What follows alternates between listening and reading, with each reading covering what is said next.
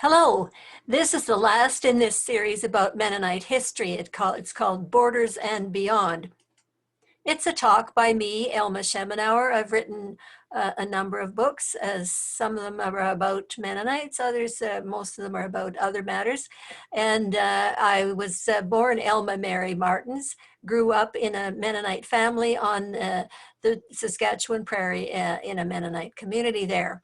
If you're looking for me, you might be able to find me by those words, Elma Mary from the Prairie, or the website there, or my name at the top there, Elma Schemenauer. 1939 to 1945 were the years of World War II. Most Mennonite young people, those who would be the age to volunteer or to be conscripted, managed to maintain their pacifist stance. They did alternative service such as medical or forestry. Some were exceptions. Some of them did enlist and became soldiers and worked in the other armed forces. The years after the war were tough for many Russian and other European Mennonites. They had been driven from their homes and were suffering. They were refugees. The Mennonite Central Committee, MCC, which had been started in 1920 in the United States, and other relief agencies helped a number of these people move to North America and elsewhere.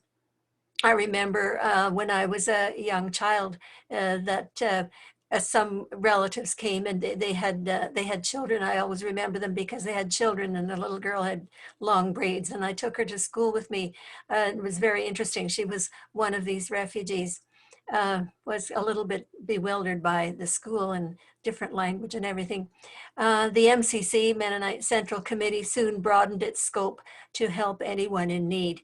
There's also an organization called the Mennonite Disaster Service, or MDS, and that one specializes in earthquakes and fires and that kind of thing. In the 1970s, 80s, and 90s, many Mennonites moved from Russia to Germany, settling in Hanover, Bielefeld, Cologne, called Köln in German, and Bonn, and also other places. I visited some of those people in 1998. This is Peter Martin's family, related to me, from Russia, and they are in Bielefeld, Germany. Where are the Mennonites in Canada today? Most are in southern Ontario, as it indicates here on this map. There are Mennonites, a lot of Mennonites there who pretty well look like everybody else. They dress like most other people. Their lifestyles are similar to those of most other people, though they maintain their Mennonite faith. There are also Mennonites that you would recognize immediately by their way of dressing and their horses and buggies in some cases, and their lifestyle.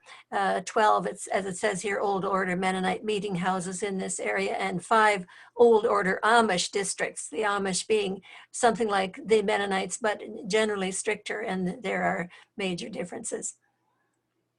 In southern Manitoba, there are quite a few Mennonites there, and as it indicates in the map here, around Steinbach and Morden and some of those particular places.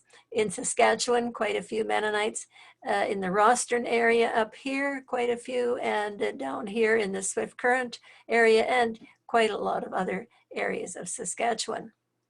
In Alberta, scattered around here and there, Didsbury was one of the first places where Mennonites developed a settlement in Alberta, and then there are a number of other places.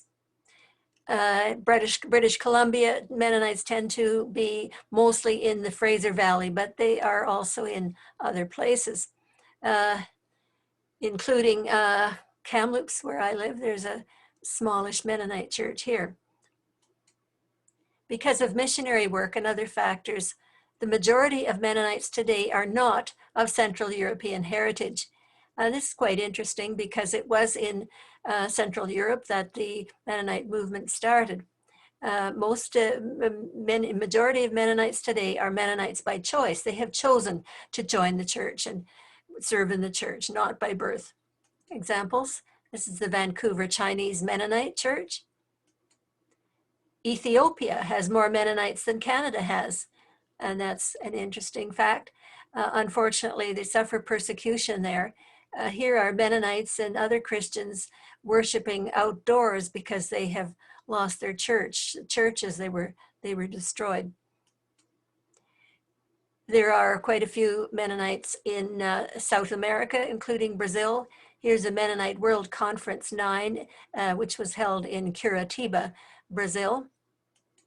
It's a Mennonite church in Oita, Japan.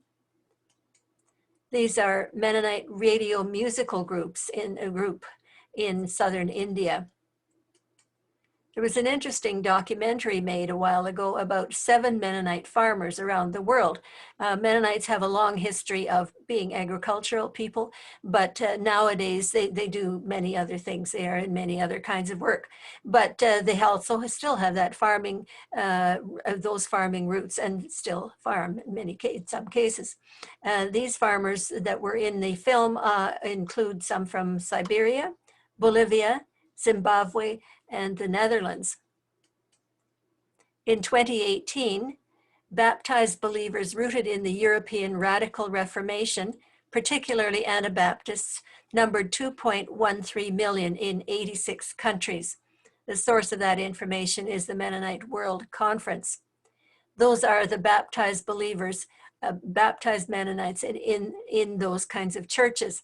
But and in actual fact, you find a lot of people with Mennonite backgrounds in other churches. They have been helping a lot in other churches. They've been involved in other churches like the Baptist and quite another number of other churches. Percentages of the baptized believers of the Mennonite persuasion are as here, indicated here: Africa 36+%, North America 30%+, Asia and Pacific 20+%, Latin America and the Caribbean 9+%, and Europe only 3%, which is ironic when you consider that the Mennonite movement started in Europe. Bridgefolk is an interesting organization. It's made up of, in their words, sacramentally minded Mennonites and peace-minded Roman Catholics. That is, Mennonites who are interested in the sacraments of the Roman Catholic Church, and Roman Catholics who are interested in the pacifist stand of the Mennonites. And this is very interesting because a lot of, over the years, a lot of Mennonites have been very, very much against Catholics and their beliefs and practices and so on. In fact, a lot of martyrs have died because they didn't want to accept Roman Catholic beliefs. And so it's interesting that they are now coming together. In the words of the Bridgefolk's literature, these are their objectives: to celebrate each other's traditions, explore each other's practices, and honor each other's contribution to Christ's church. When Jesus Christ here was on earth still, he prayed that his followers would be one. And I sort of think that Bridgefolk is a small little step in that direction.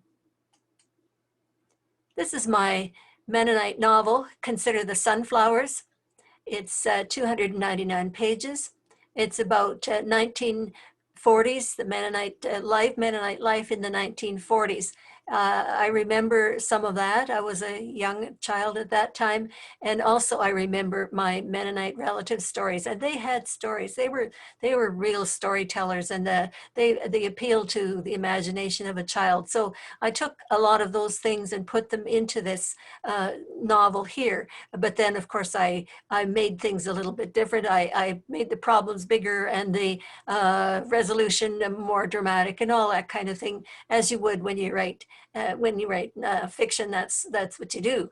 It's about love and family, relationships between different groups in a neighborhood where some are Mennonites and many are from other groups like British and Scandinavian and so forth. This is available online if you're interested in it for $20 from the publisher, which is Borealis Press of Ottawa.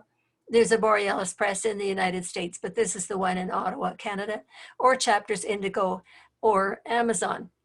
Thank you for listening.